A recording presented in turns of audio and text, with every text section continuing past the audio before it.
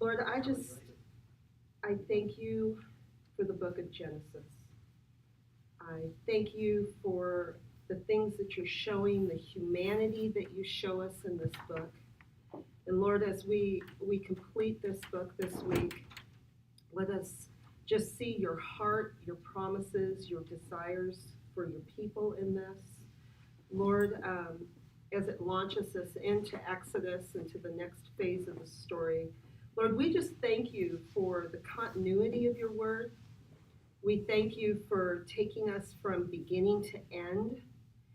And Lord, we just ask that you would just shine light on questions we might have. Just let us see with a clearer eyes and a clearer understanding your plans, your purposes, your prophetic um, reflections in this book.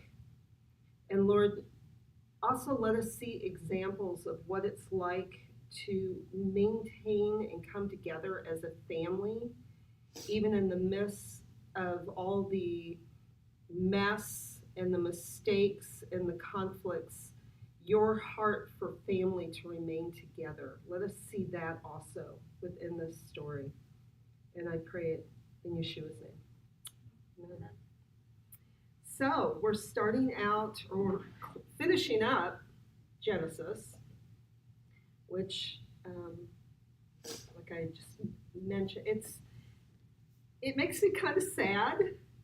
And I also have found that as I go through, every year that I go through Genesis, I have more questions. I mean, there's no way you can read this and think, okay, now I've got it. Mm-hmm. In fact, for me, it's quite the opposite. It's like, I want to know more. Every time I keep finding myself wanting more detail, wanting more explanation as to what went on, wanting to know what did this person really think rather than how they acted. And I think that's how we put our own humanity into this book, is by desiring to know what they were going through. And knowing that they were not perfect people. And this was definitely not a perfect family. And these 12 brothers had a lot of problems, yet they stayed unified as a family. I mean, all the years later, we've got 12 tribes out of this. Nobody split off in the midst of this. We had like 12 people, or at this point, 11 brothers dwelling together, and we don't see any of them say, okay, I'm giving up on this family, and I'm going to go start my own clan somewhere else, or I'm going to unite with another group. And I have to give Jacob credit amongst all the issues that Jacob may have had. He told the story, and somehow he kept this family together in the midst of all of this. And, as we'll read and we go through this, Jacob wasn't super happy with many of his kids in here. Towards the end, man, he had some issues, and he let them know it on his deathbed of things that they had done, rebukes rather than blessings, but they stayed together. And I think it's sometimes hard to keep family together. And so I think this is a really good example. In the midst of all of it, families stayed together. So, you want to say something? Yeah. Oh, okay.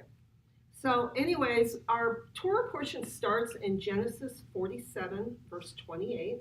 We go through the end of the book. But I want to back up just a little bit. And the thing that I really want to kind of see in a lot of this, the first portion of this, is the three promises that the Lord has given to his people, which are land, seed, and blessing. And it's reiterated in this. So we're going to start let's look at, we'll go ahead and start in 47, verse 20. We'll start there. So Joseph brought all the land of Egypt for Pharaoh because of the Egyptians. Each one sold his field for the famine overcame them. Thus the land became Pharaoh's. He made the people slaves from one end of Egypt's border to the other. Only he did not buy the land belonging to the priests, because the priests had an allotment from Pharaoh, and they ate their allotment that Pharaoh gave them. Therefore, they did not sell their land. Okay, I'm going to jump a little further, and let's look at 28. Now, Jacob lived in the land of Egypt for 17 years. So the days of Jacob, the years of his life, were 147 years. As the time of Israel's death drew near, which I find it interesting to keep jumping back and forth between the name Jacob and Israel. As the time of Israel's death drew near, he called for his son Joseph and said to him, "If I have found favor in your eyes, please put your hand under my thigh and show me faithful kindness. Please do not bury me in Egypt.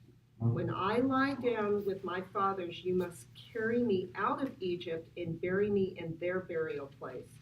So he said, "I myself will do according to your word. Swear to me," he said.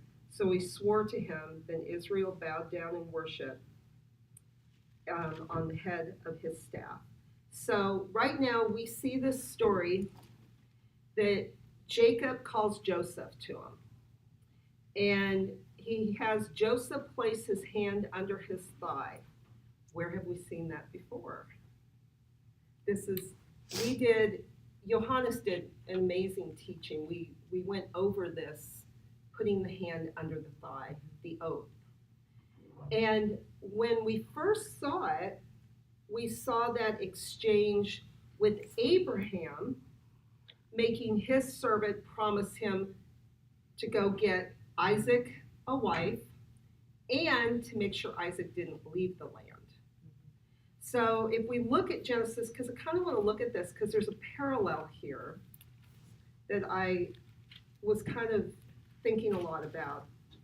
In Genesis 24, which is the story about Abraham having his servant make the same oath, starting in verse 2, Abraham said to his servant, the oldest of his household, who managed everything that belonged to him, "Now put your hand under my thigh, so that I may make you take an oath by Adonai, the God of heaven and earth, that you will not take a wife for my son from among the daughters of the Canaanites among whom I'm dwelling. On the contrary, to my land and to my relatives you must go and get a wife for my son Isaac." But the servant said to him, "Suppose the woman were unwilling to follow after me to this land. Should I then have your son go back to the land you came from?" And Abraham said to him, "See to it that you don't return my son there. Adonai, the God of heaven, who took me from my father's house and from my native land, and who spoke to me and made a pledge to me, saying, 'To your seed I will give this land,' he will send an angel before you, and you will take a wife for my son from there."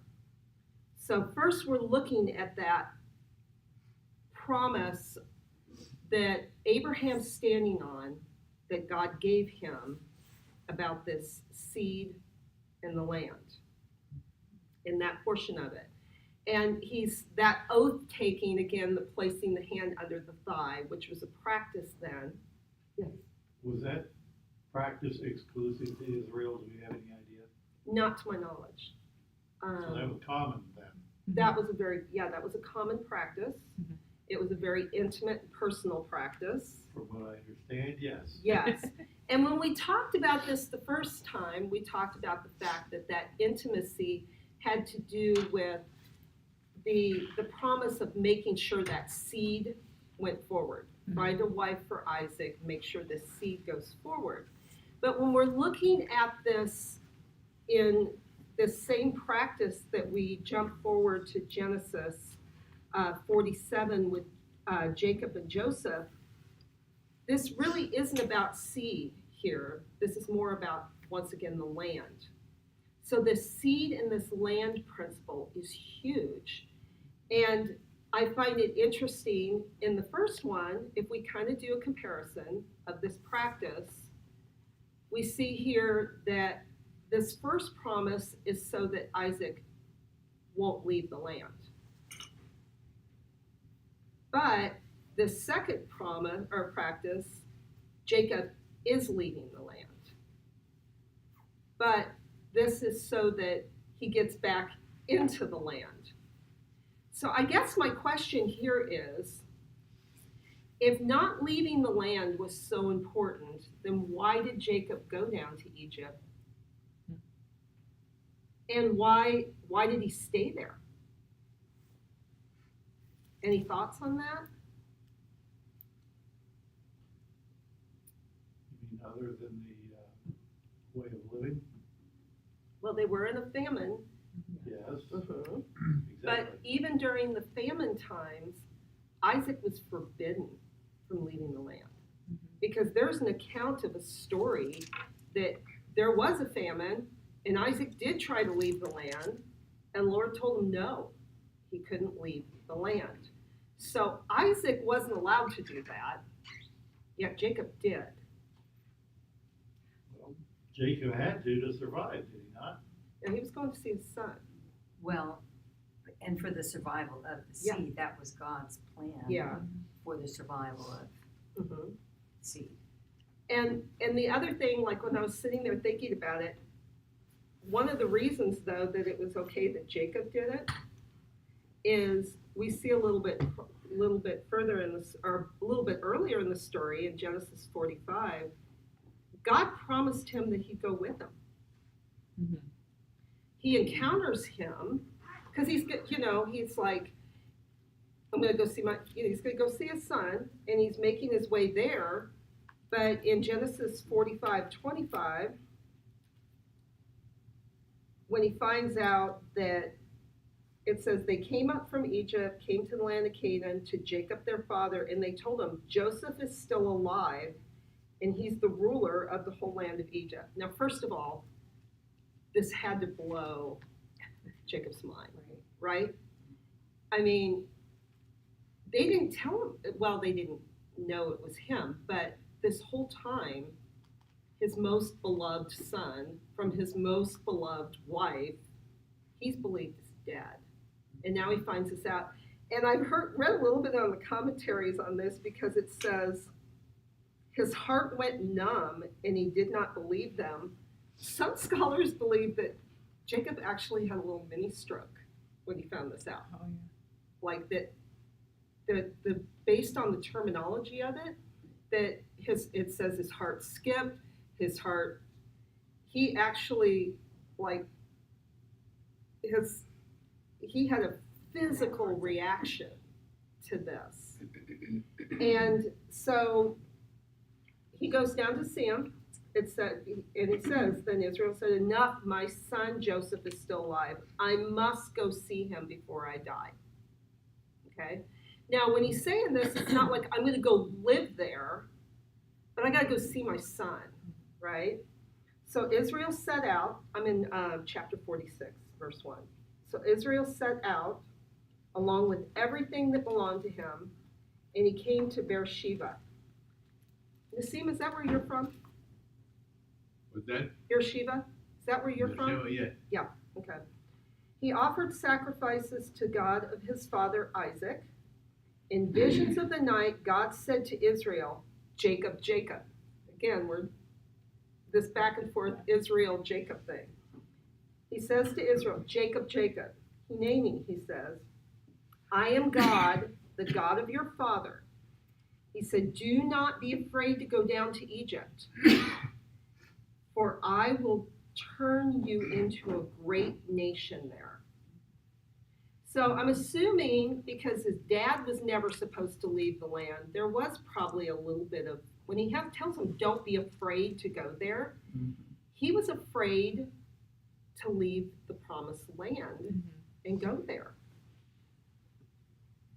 I mean, it seems to me like there was a genuine fear in Jacob about doing this, and the Lord had to tell him, it's okay for you to do it, because it wasn't okay for your dad to do that, Right. but it's okay for you to do it. It says, I myself will go down with you to Egypt, and I myself will also most certainly bring you up. Joseph will put his hands on your eyes. So basically, Joseph's going to be there when you die. Now, he's not necessarily saying to him, you will die in Egypt. Right. But the fact that he's referring to him back and forth between Israel and Jacob, to me shows this is not just a promise to Jacob. He's making a promise to all of Israel. He's calling them Israel. Like, I'm going to go down with you. I'm going to bring you up. He didn't say I'm going to bring you back in 5 years, or I'm going to bring you personally back. But he's made a promise that if you do this, you will be back in the land. Now, we see at some point in time, obviously, Jacob now realizes, I'm not going to die in the land. So now we're back to him making Joseph promise him, you will not bury me in Egypt. So why do you think it's important that the patriarchs were buried in the land? Why was it important that they be actually buried in the land? The only three they're really telling us specifically were buried in that cave that Abraham purchased was Abraham, Isaac, and Jacob, and 3 wives. Because this is the thing I was saying, like, it doesn't say Judah was buried in the land. It doesn't say any of the other brothers were buried in the land, which they could have been. We don't, again, this is another thing, like, this wasn't that far out. I understand, and we'll talk about why probably Joseph couldn't be buried in the land. But why do you think it was important that they be in the land, that they be buried in the land?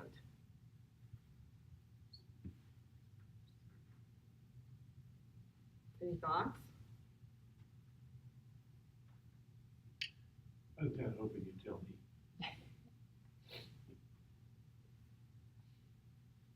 Something's cooking in your brain about it. Yeah.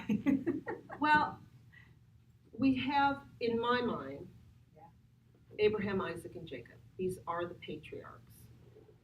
Their promise was that land. Mm-hmm. Their whole lives were built around seed, land, and blessing, fulfilling that.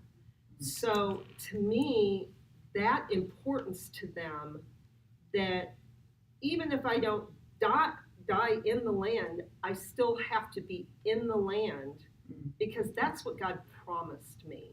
And I think that's why it was so, and I think even with God's promises to Israel / Jacob, that I will bring you back, had both to do with as a nation, but also, you know, your son Joseph's going to close your eyes, and I will bring you back. Like, you're going to be buried here. This is what I promised you. Which, I hope it's okay if I go. Yeah.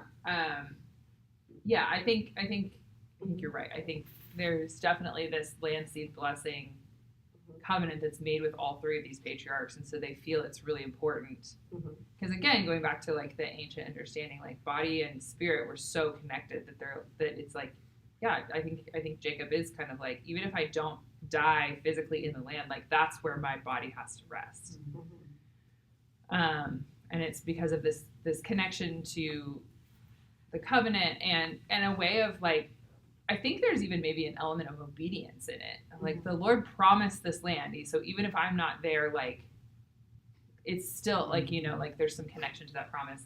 But I've been thinking about, as far as this aspect of why it's so difficult for Jacob to go down, and why could Jacob go to Egypt when Isaac couldn't leave the land, which we know that Isaac is the interesting thing about Isaac is that he's the only one of the patriarchs who lives his whole life in the land. But I wonder if there is this element for Jacob. I mean, I think he was willing to go because Joseph, he wanted to see Joseph, and Joseph was in a position of power. So there was this element they were going to be taken care of. But also, I wonder if going down to Egypt triggered this, what I'm sure he remembered of hearing the stories of the covenant with Abraham, when God tells him, that they're going to go and be strangers in a land that is not theirs and enslaved and oppressed for 400 years. Mm-hmm.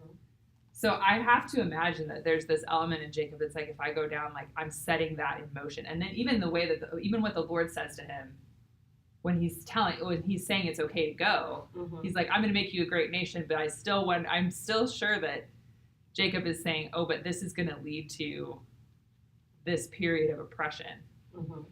which is a really hard thing to walk into knowingly. And to take your family.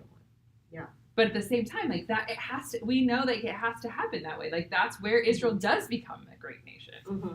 True. But that's like, I mean, I can imagine. And of course, Israel means to wrestle with God. Mm-hmm. And so I'm sure that this is part of his wrestling Mm-hmm. of going down, of like, I'm now committing that this is going to happen to Mm-hmm. my family. And yet the Lord promises where he's going to bring us out. Mm-hmm. So it's a heavy thing. And that's really good too, because when he says, do not fear, Mm-hmm. I'm going to go there with you and I'm going to bring you out. But we do know that after a while, the people are crying out thinking God forgot them. Right. When you were saying that earlier, what came to mind is how the Lord communicated with Joseph, Mm-hmm. the earthly father of Yeshua. Mm-hmm. Same thing through a dream, and take the child to Egypt. Mm-hmm. And the whole thing, the seed, and being that God had to assure him with that, do not fear, I'll be with you. This is what you have to do. Yeah. And you see that how the Lord consistently almost needed to speak to Joseph through a dream in a way that he would really get it. Mm-hmm. That, yeah, you must do that. Yeah, because Yeshua had to walk out Israel's history. Mhm. Israel came out of Egypt. Yeshua he physically walked out that history of going down to Egypt and coming back out. And so we see that same parallel when we look at Yeshua's walk as walking out that history, but as the perfect Israelite, the perfect man. He did it correctly. Mm-hmm. But yeah, I was thinking a lot about this on the when Jacob actually gets there with this covenantal promise with Abraham of the blessing, the seed, and the land, and now Jacob's taken before Pharaoh. And even though he tells him, which is kind of sad when Pharaoh asks him, like, how are you? And he goes, well, my life has been short and hard. And it's like, almost like you would say that to like a friend, like a recap, how are things going? Man, things have really been hard, and so he was Psalms honest, that one of the words, he was honest with him. I feel like my life has been, now that's kind of crazy because when you think of how old he is, but to say my life's been short and hard, and it has been hard. Mm-hmm. I mean, as much as you want to criticize Jacob maybe early on for, deceiving his dad or doing whatever, but he still did not have an easy life. Mm-hmm. And he lost people he loved. And by this point in time, it's hard, but he fulfills, again, this threefold promise because we're talking land, we're talking seed, but he blesses Pharaoh. Mm-hmm. And when the Lord said, you will be blessed, but you will be a blessing to the nations, he speaks blessing to Pharaoh. He is walking out that first aspect of Israel's calling to be a blessing to the nations. And it starts with the head of that nation, Pharaoh.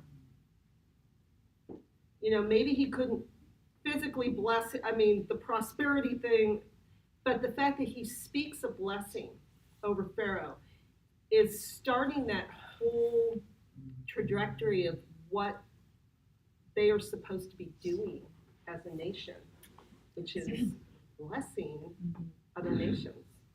And he's walking that out. So I was like, Jacob, you're doing it right, man. you're trying to keep your family together. You're trying to be obedient to the Lord. You know, you're going down to Egypt, not an easy thing to do, but you're setting a storyline in motion through your obedience to do this. So any other thoughts on that little section? Anybody want to comment?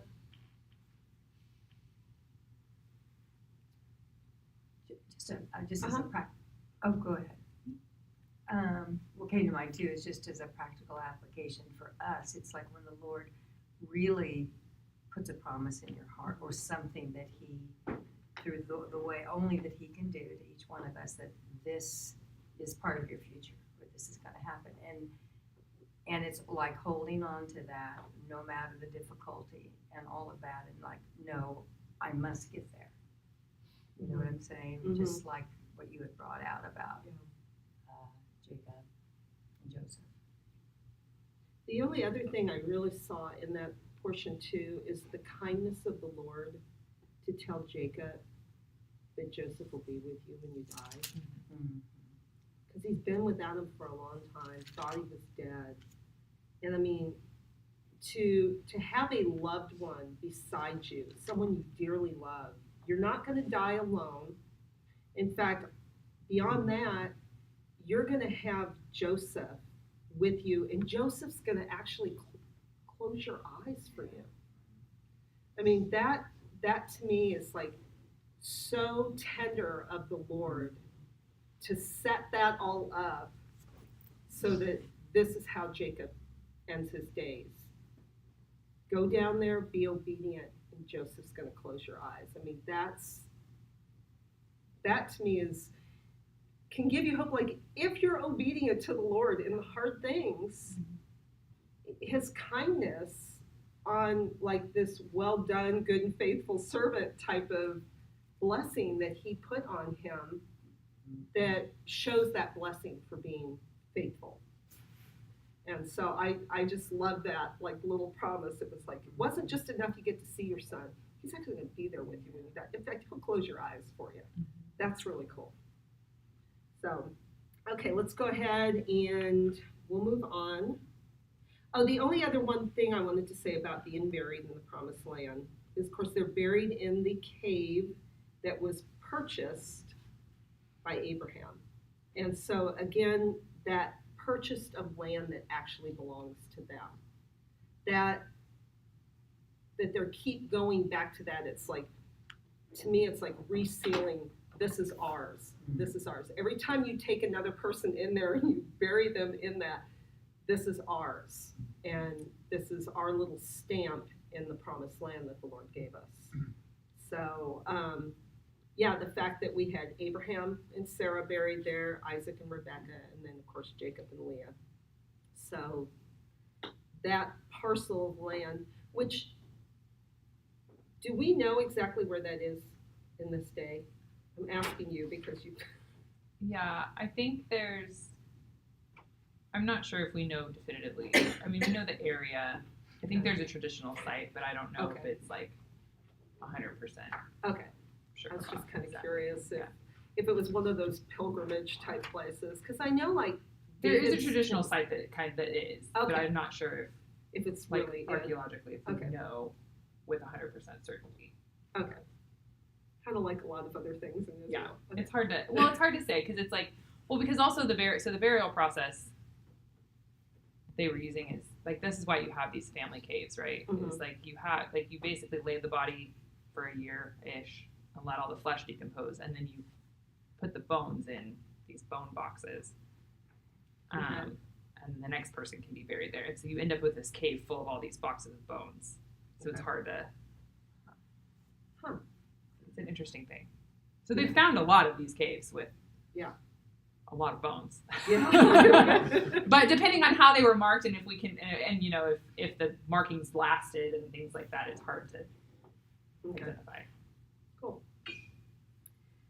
Okay, so let's go ahead and move on to Genesis 48. So starting in verse 1. After these things, someone told Joseph, "Behold, your father is sick." So he took his 2 sons, Manasseh and Ephraim, with him. When someone told Jacob, saying, "Behold, your son Joseph has come to you," Israel summoned his strength and sat up in bed. When Jacob said to Joseph, "El Shaddai appeared to me in Luz," I don't know if I'm pronouncing that right, "in the land of Canaan and blessed me.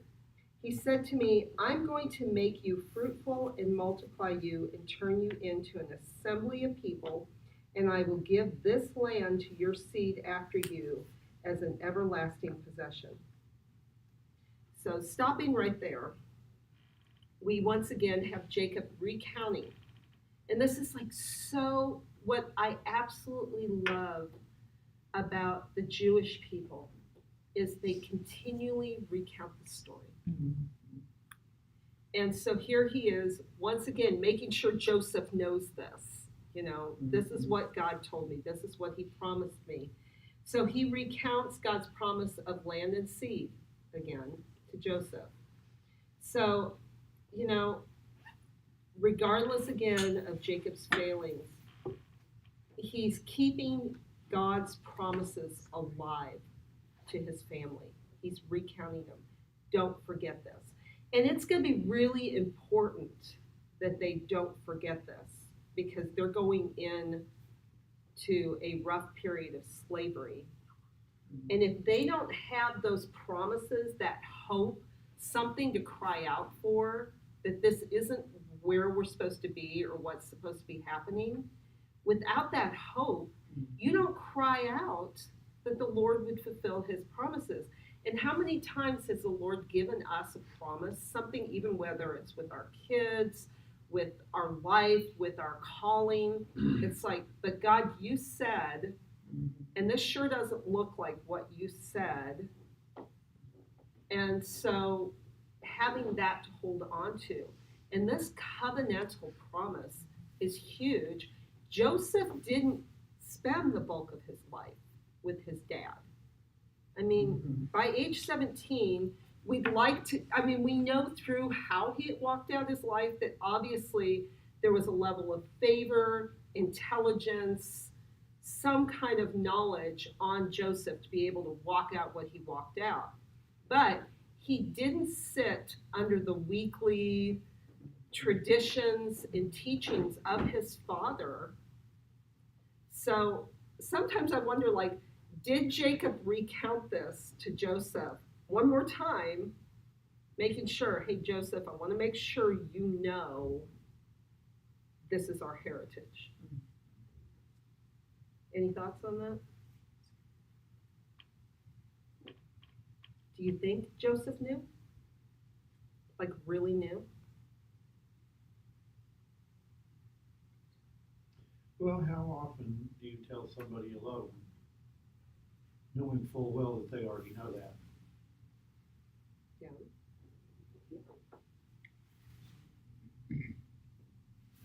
Do you think Joseph knew the covenantal promises? Do you think he had that? Because think of his life. This is one of the things I was thinking about. He lives ruling an extremely pagan nation with multiple god worship. Yet, there's one true God, and that's not where he spent the bulk of his life living in the midst of. And I also it doesn't say that he had other believers in the one true God with him either. I mean, he was doing this so solo. So I kind of wondered, did Jacob reiterate this to Joseph because he wanted to, he just needed to confirm within himself that Jacob knew this, or that Joseph knew these promises? Or is it just Jacob once again speaking forth, which might have been a regular practice in his life, to speak forth God's promises? This is our destiny. I mean, that could have been, when we see Shabbat prayers, because we'll get a little bit into that, the weekly prayers, the daily prayers, constant reminders and remembrances of this is what God did, or this is what God said he'd do, or these are the promises he's given, or this is our identity. And to me, at this point in time, Jacob's also saying, this is your identity, Joseph. You may be a ruler of Egypt, but this is your identity. This is who you really are. And which is actually bigger than being a ruler of Egypt, even though, thank you for being a ruler of Egypt, because we didn't die. We're not starving to death. So thank you, And it seems like Joseph knows that too, like later when he tells his brothers, God put me here, type of thing. But I still feel like there's like that, because Jacob's coming to the end of his life, and we kind of saw this with Moses too. I felt like towards the end of Moses's term with Israel, it's like, I need to make sure you guys understand this, like I'm getting ready to die and you need to understand this. And here he is, I'm getting ready to die. You need to understand this. So I kind of feel his heart on that, like we're wrapping things up here. And it was kind of funny, even like recently Stan and I took a trip and I was like, wait, we need to call and make sure our son knows like where our will is and it was just like, it was silly, but it's like, he's nodding his head yes. But it's like, make sure all your ducks are, I didn't feel like we were going to die on our trip, but I wanted to make sure my kids knew what they needed to do in case of. And Jacob wants to make sure his kids know his son knows what he's supposed to do. This is who you are, and this is what we're supposed to do. So I love that he's, once again, I will give you this land, give this land to your seed, and they're not even in the land right now. They're in exile, basically, in a sense, as an everlasting possession.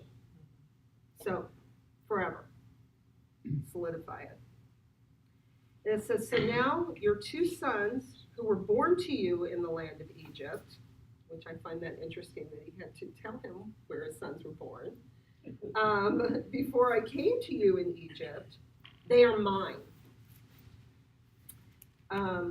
Ephraim and Manasseh will be mine, just like Reuben and Simeon. Any descendants of yours whom you father after them, they'll be yours. They'll be identified by the names of their brothers for their inheritance. But as for me, when I came from Padan, to my sorrow, Rachel died along the way in the land of Canaan, while we were still a distance from entering Ephrath. And I buried her there on the way to Ephrath, that is Bethlehem. So this adoption thing all of a sudden is happening here. So we've got, first my question is, why did Jacob feel the necessity to adopt or claim Joseph's two sons? Any thoughts? What would that accomplish?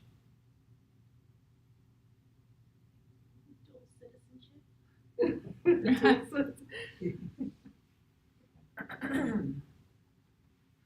it's kind of like a big deal there. It's like, I've never had a parent of mine come up and tell me, your two sons are mine, in that sense. Not my grandsons, these are my sons. I can't remember all the details about it, but when I was reading this earlier, like maybe a week ago, I feel like there was a commentary that was speaking about, because Reuben had lost the right of the firstborn, that it was going to be passed to Joseph. And therefore this blessing, I didn't learn it well enough to be able to tell it to you back, but it was something to do with that. Are there any indications that Joseph had some revelations of what would happen to the nation and they would stay there like over 400 years to be slaves? if he had those indications, did he give them a clue or warning or some support of information? Because if he can read the dream of Pharaoh for 14 years ahead of time, I would think that with this kind of level of communication with God, he would know that they would stay there for a long time being slaves. And if he knew it and he did not give them some information about it, then it would be very selfish just to take care of the immediate future of his bones and his father's burial and all those things. Well, that's a really good question, and there's no evidence in Scripture that Joseph knew this. And again, it's like we're assuming that Abraham told Isaac and Isaac told Jacob everything that the Lord had told Abraham about that 400 years, but we don't know details. Like, we don't know if Abraham told Isaac and if Isaac told Jacob, you're going to go into exile, you're going to be in slavery, you're going to be out of the land. He could have. That could have been where the fear came from, but it doesn't specifically say that. And it definitely does not specifically say that Joseph had any kind of clue of what was going to go down later, but it does show at the very end of this chapter that Joseph knew that he was going to be buried in Egypt, but he didn't want his bones to remain there. And basically, if we want to jump forward to that, on why we see Jacob dying and Joseph sending somebody to Pharaoh, not himself directly, to ask permission to bury his dad in the land. Basically, because you don't want to insult, like, what, is Egypt not good enough to be buried here? You can't bury your father in Egypt. Our land isn't good enough for you. You need to go somewhere else. So he had to tell him about the oath and the promise in order to get him out of the land. But Joseph ruled in Egypt all those years. The insult that it probably would have been to the Egyptians for Joseph to have been buried outside that land. And I was kind of even like, I told Stan, I was thinking about this even like with these people who, let's say, Football Hall of Fame, okay? This is like a weird analogy, but this is where my mind goes. You have a football player that played with, you know, San Francisco for years and years and years. Then he comes to Kansas City and he plays for Kansas City just a couple years. Then he goes into the Football Hall of Fame, and it's up to him to decide what jersey goes into that Hall of Fame. Is my allegiance with the place that I played for all these years, or is my allegiance to the place that I played for a couple years to end it out, type of thing? And one or the other is going to get insulted by their decision on who they're going to represent. This is on a bigger level here. This is a ruler. And Joseph, if they had tried to say, we're going to bury Joseph in the promised land, I think that would have gone down very badly for Joseph's family, and it would have been a huge insult to the Egyptians. Which is why Joseph didn't ask Pharaoh directly even about burying his dad. He had made all the arrangements. It shows he already involved him. He had everything set up, but he was trying to think, how do I get Pharaoh to let me fulfill my oath? And if he hadn't made an oath to his dad, and if Pharaoh hadn't met his dad, there's a good chance this Pharaoh would have been extremely insulted by that. But going back to your question, Nassim, yes, God gave Joseph interpretations of dreams that forwarded the story, but it doesn't show any evidence in here that Joseph knew that they were going to literally go into slavery and what was going to happen to the people. But it was God's plan. God told Abraham, this is how we're going to do it. And so for somebody to try to decide, no, I don't want the Israelites to go through problems, I'm going to get them out early, would have, first of all, not been God's plan. And secondly, we see through the Exodus, in the beginning part of the Exodus, how the Lord went in and overthrew or showed his strength against all these gods, right? And how he majorly delivered his people. And a lot of times a nation, plus they prospered in Goshen, right? Like they got huge in Goshen because Goshen had food. Until things went bad, things were good. And kind of a weird analogy when I was thinking about this, like why they were so comfortable in Goshen and why they stayed there and not thought, let's go back to the promised land. Because it doesn't show that once they all landed in Goshen and got their land, we don't see any kind of record where they thought, yeah, but we really want to be back in the promised land. Why would they? They're being fed, things are going good. And it made me think of the analogy of when the Israelites are in exile and as they're scattered throughout Europe. And at first they all have businesses and things are going well. And then the Holocaust, this starts to build up. And a lot of times there was warning signs that this was going to go down. Some people didn't want to believe that this could ever happen to them. I've got a business, I've got a house, and a lot of times it takes extreme pressure, and it would have taken extreme pressure to move an entire nation of people out of a land. I don't think at this point in time, all of Israel would have voluntarily gone out. Mm-hmm. I think it probably, if they had started doing that, it would have scattered these people rather than going out as a unified. So the Lord knew, obviously the Lord always knows what he's doing on this, but I don't think the people knew what was going to happen. Otherwise, yeah, Nassim, you wouldn't have stayed in Egypt if you knew that you and your family were going to go into slavery. Mm-hmm. You would have thought, let's go somewhere else, right?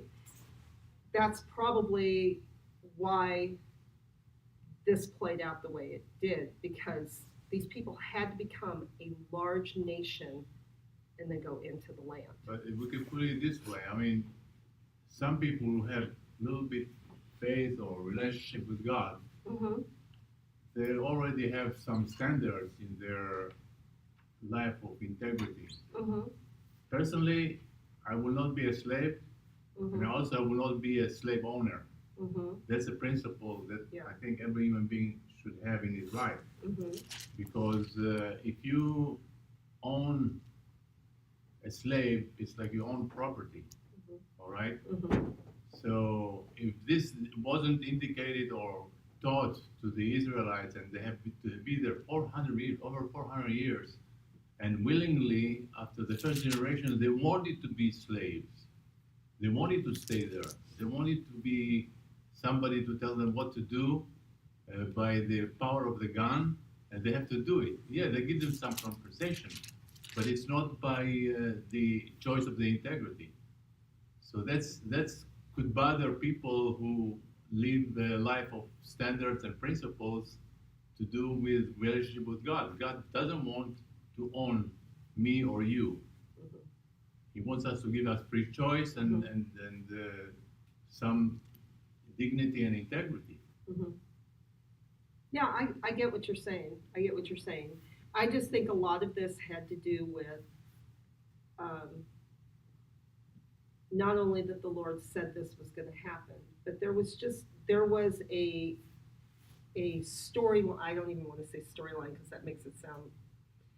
But there was a plan and a purpose to doing this in order to establish these people, and I believe part of why Israel remained Israel, and there is a bond there. Like, how does a nation still remain a nation after we don't see that with all these other nations?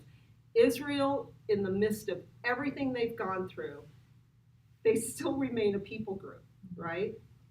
And so there is this tenacity to stay unified in this, and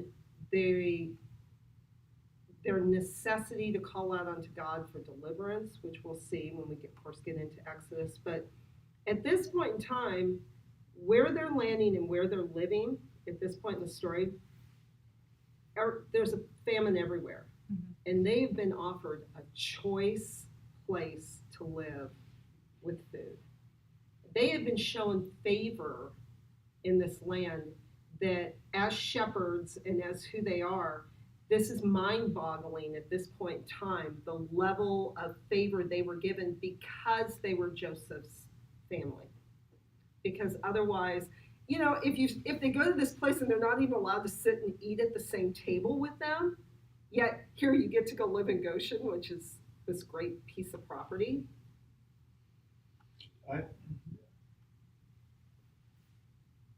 It's my opinion, I don't presume to present this as fact, but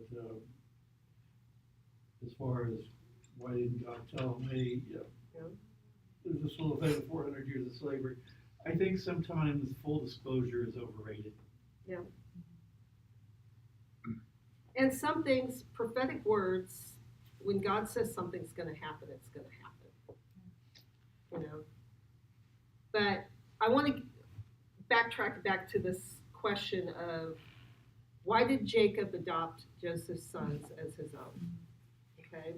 What would that accomplish? So there's a couple things. I've read several different commentaries. First of all, it gave Joseph a double portion.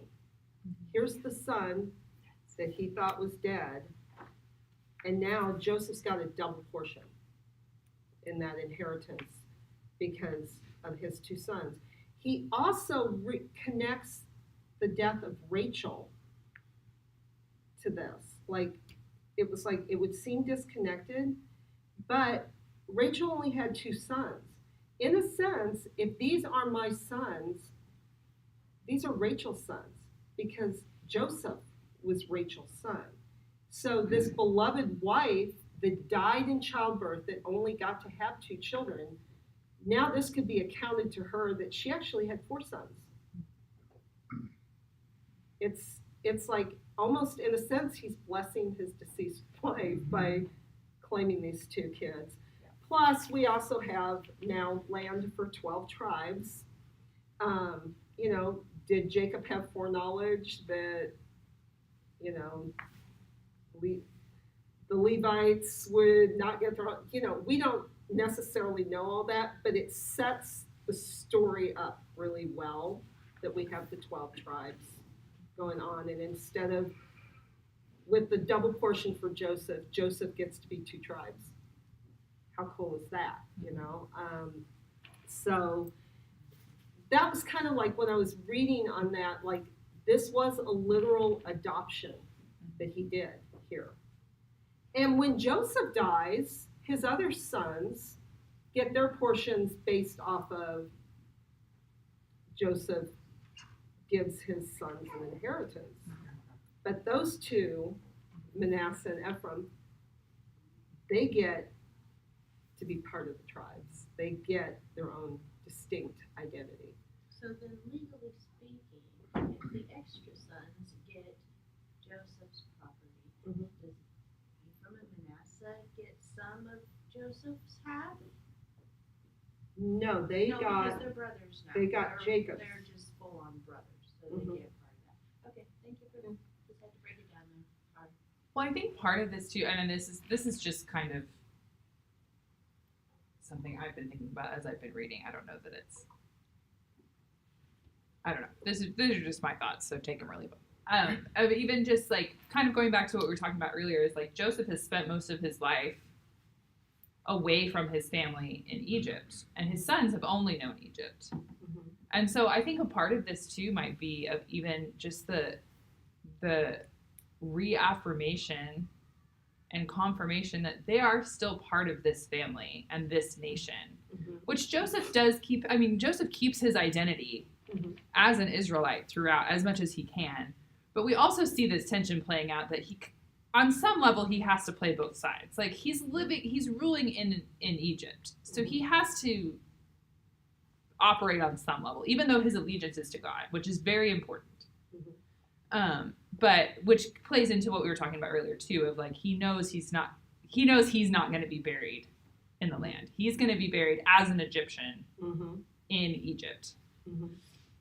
Because of his status and because of it. And I think that there's some knowledge too, like I think the way the text reads also, that they know that they have favor because of Joseph's position, but it's still in submission to Pharaoh. So they still have to, and on some level, though they may not be formal slaves yet, even having this favor and being given the land of Goshen, they are still reliant on that favor. And the kindness of it, which is why we see things change. And at the time, there's 70 people, which sounds like a lot, but in the grand scheme of Egypt, it's like this one little family. It's a small number when you think of the entire nation, and so they're not so worried. And that's why at the beginning of Exodus, it's like there's a new Pharaoh that comes that doesn't know Joseph, and these people have become really numerous, and so now that's a problem, and so that's why they start to exert power and enslave. So the dynamic shifts greatly in that. But I do think that there's an element going back to this family line and this adoption of Joseph's two sons. I think part of it is even like, no, you are part of this family. You're not just Egyptian kids. Yeah. You are Israelites, or whatever we would want to call this group of people right now. And that does mean something. And again, we don't have a lot of information about how Joseph raised his sons and what they knew about the Lord. There's a lot we don't know, but we do know that Jacob is affirming, you are part of this family. You are part of this line. You have an inheritance. Like, you're not just Joseph's Egyptian sons that are just going to kind of go off this way. It's not like Esau and like Ishmael. It's like, you're not the sons that are sent off into these other places. You are a part of this. And that's significant. And I kind of also feel like maybe a little bit Jacob felt like he'd been robbed of something. And this is double portion for Joseph, but this is also double portion for me. I get my son back, and I'm claiming his two kids too. I mean, this is so. And I also was like, with the retelling of the Rachel, I also wondered if part of why he felt the necessity to retell Joseph where his mom was buried was to explain why he didn't take her back to the cave too.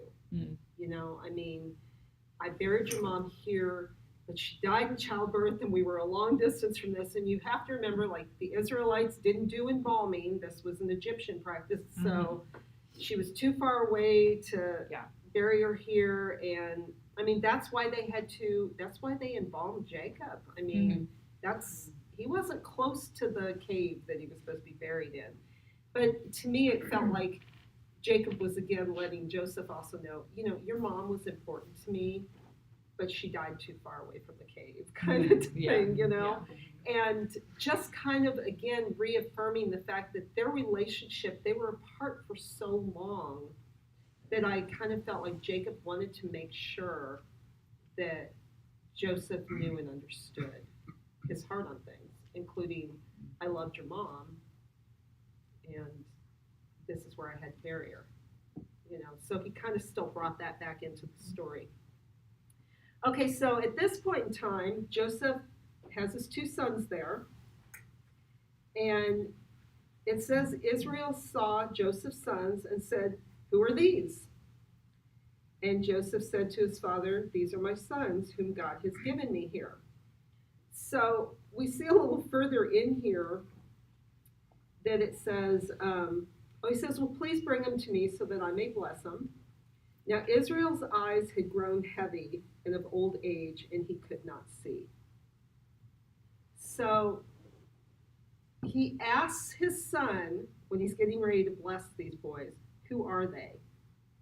Do you think at any point in time Jacob had any kind of remembrance of his dad, who was blind, at the time that he blessed him? Who are you? I mean, I can't help but wonder, like, this whole play out of this story, that once again we've got this blind dad, and these kids are being brought before him to be blessed, and he's like, who are they?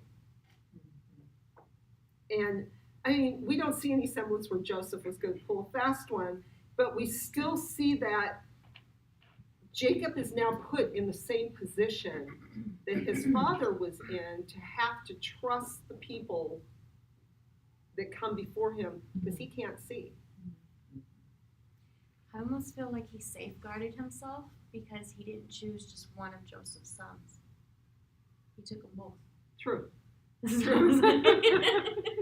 don't know. I just kind of got that vibe. Like, I'm taking them both. Like, we're gonna bless I them know I'm both. supposed to pick the younger one, but I'm not really sure who's in front of me. And I get what you're saying there, but I just kind of found the irony in that a little bit. Of here we've got him blind, and what he did with his own father is kind of like it's there now, So I just kind of got a kick out of that.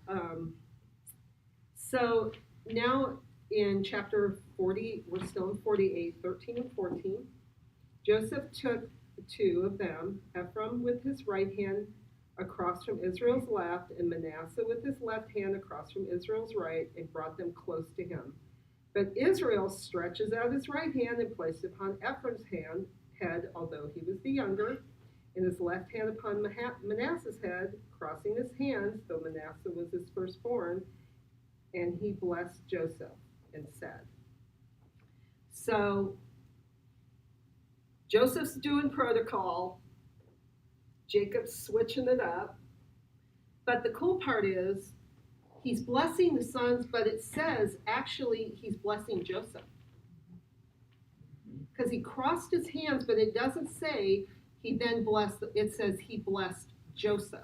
When he said, the God before whom my fathers Abraham and Isaac walked, the God who has shepherded me throughout my life to this day, the angel who redeemed me from all evil, may he bless the boys, and may they be called by my name and by the name of my fathers, Abraham and Isaac, may they multiply to a multitude in the midst of the land. So, yes, he's blessing the boys, but basically, he's blessing Joseph.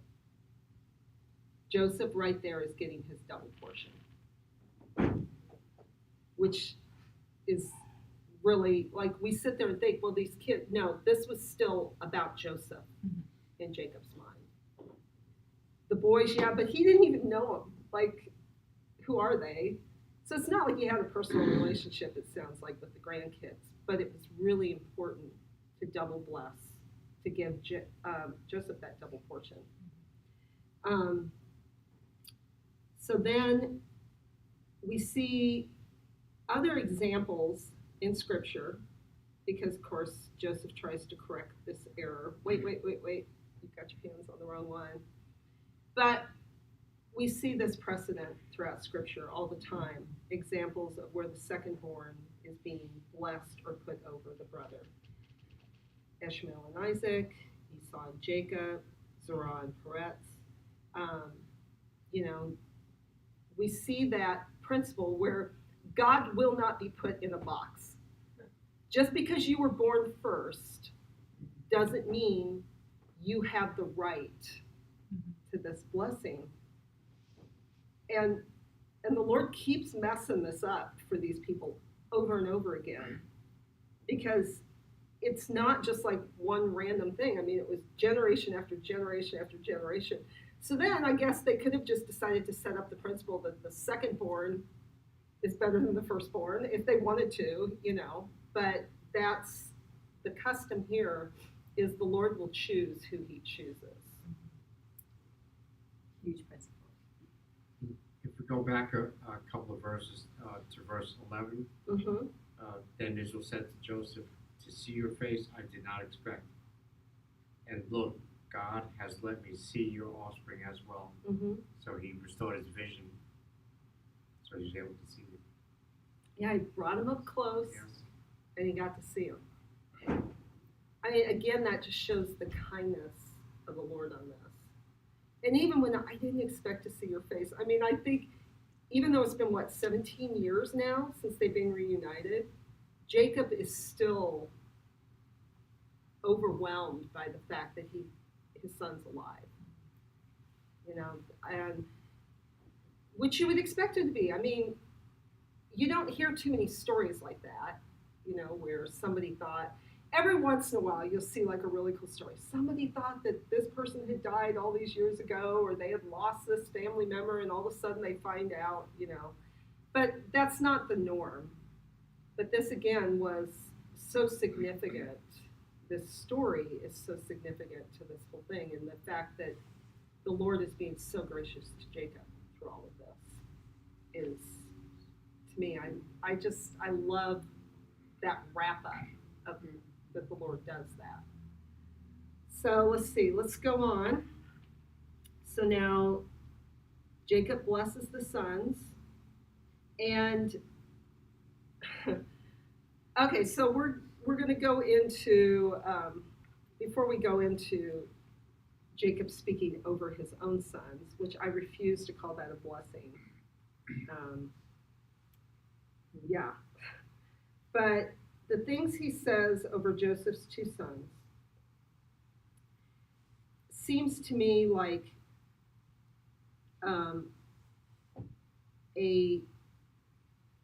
like it says, but his younger brother, okay, let's go to verse 19. But his father refused and said, because Joseph's trying to switch up dad's hands. I know, my son, I know. I love that. I know, my son, I know. Like, I know what I'm doing. It's okay. It's okay. Simmer down now. He also will be a great people, and he also will become great. So you see Joseph's heart for his sons, the same way you see every time these blessings get presented, it's like, but what about this one? What about this one? And so he's like, I know, it's okay. But his younger brother will become greater, and he and his seed will be the fullness of the nations.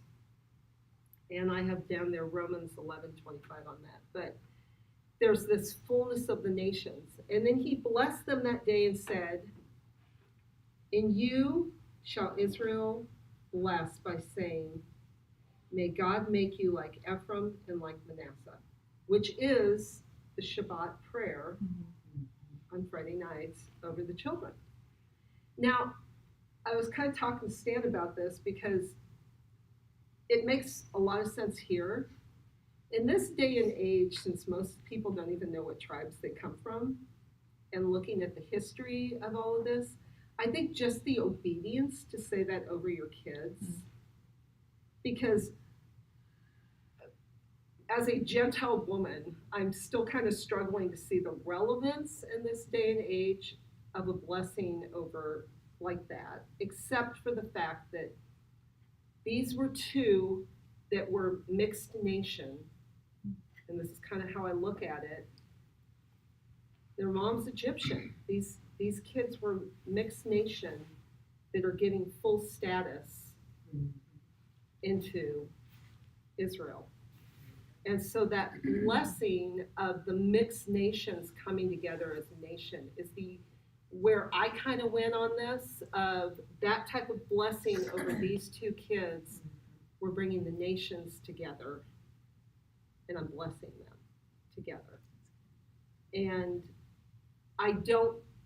not being a Jewish man, I don't know what this specific blessing means to you. Do you want to speak on that at all? What do you see in that? That's okay. I'm sorry. No, it's okay. I mean, when you hear that blessing, Nassim, or as a Jewish man, with that blessing, what does that resonate within you? I mean, everybody has his own sense about it. The religious people take it as a rule to do it every time when they need to do it, especially on the Sabbath time. And the secular don't care. Okay. So you have each one his own opinion. It's like you ask people, why do they light candles on the Friday night before the Sabbath? Everybody will give you a correct answer, different. Okay. You know? I get that. So, anyways, it looks like we're not going to get to this further portion, but we get to chapter 49, and Jacob's now speaking over his sons. And the few little things I just wanted to touch on that, because again, these seem to be more like, some of it seems to be moral criticisms against his sons, more than blessings, but some of it, we definitely have the messianic promises in here, like with Judah. But even like when we start with Reuben, you know, who slept with Bilhah after Rachel's death, so he defiled his, you know, and he's saying, you know, you shall excel no longer. I mean, thinking about this type of thing, like if this is the last words that your parents say to you on their deathbed, I mean, this is kind of, you know, and just like a really brief story on that, about 5-6 weeks ago, we had to take my mom to the hospital. She had a really bad UTI. She was out of her mind, and she said some horrible things to me. It's not like my mom at all, but because she had a really bad UTI, she was cursing me. And the next morning, we found out she was in AFib, and they were going to have to shock her heart, but she has a do not resuscitate, so she may not make it. And I remember thinking, and this is what related to this, I did not want those to be the last words that my mom said to me. I mean, and I remember walking in and telling Stan, this cannot be the last conversation I ever had with my mom. This cannot be the last thing to curse me like that. And then I'm sitting there, then I read this portion here, you know, and to have your father say, well, you shall not excel. But what I went ahead and did is I looked at the things that Jacob said to his sons as his sons. Some of it seems like a prophetic nation, but some of it seems like a direct address to his sons and their personality. Then you look at Moses's blessing to the nations. And I kind of felt like, especially on the very first one with Reuben, where he, you know, Jacob says, you will no longer excel. But in Deuteronomy 33, Moses says, let Reuben live and not die, though his menfolk be few. So I feel like there was like verbiage that was spoken over a person that Moses in turn turned around and did a blessing towards that person's descendants, towards that nation. Even with Simeon and Levi, you know, since they avenged the rape, you know, Jacob curses their anger. He curses their anger, you know. I mean, he says some pretty harsh things there. It says, I will divide them, you know, scatter them in Israel. And then we look at where they went. First of all, Simeon isn't even mentioned in Moses' blessings, which is, right? But we look at the Levites, and they may have been cursed for their anger here, which they went behind their father's back and they avenged. But now we see the Levites, and also Jacob even refers to them as being lawless. But we see a redemption here on this tribe, because the tribe that Jacob calls lawless is now the ones that uphold the law at the time of Moses. They may have been scattered. They were scattered. I mean, they didn't get their own land, right?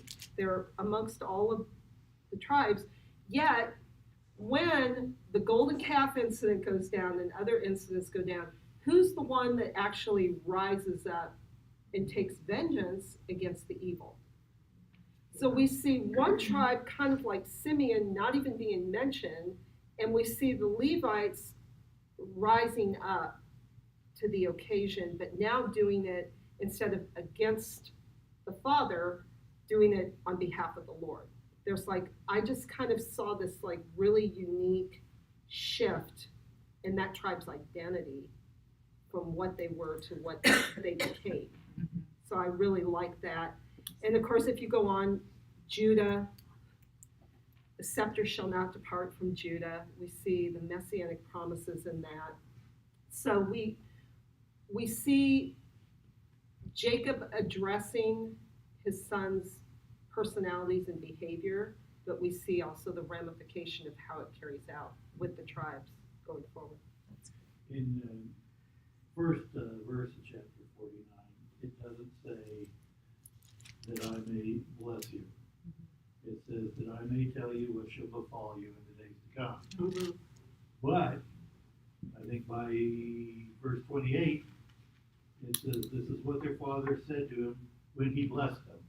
Mm-hmm. Is it possible that the way they use blessed them in verse 20, that maybe that's not a really good translation? Yeah, I think it speaks when he spoke over them. But yeah, some of that just doesn't look like a blessing to me. No. It looks like a criticism.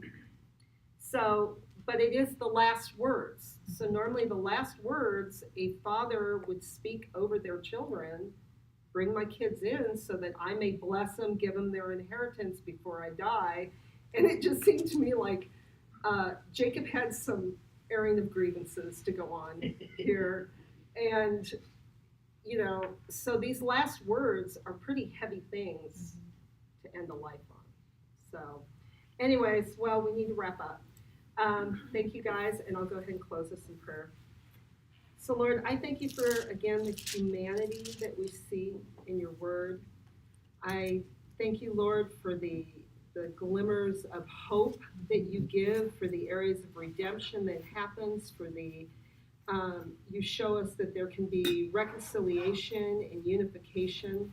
So Lord, I just thank you for what you show us in the word, and I ask that your presence would be upon our service today, that your word would be spoken forth with boldness, conviction, and blessing upon those who hear it.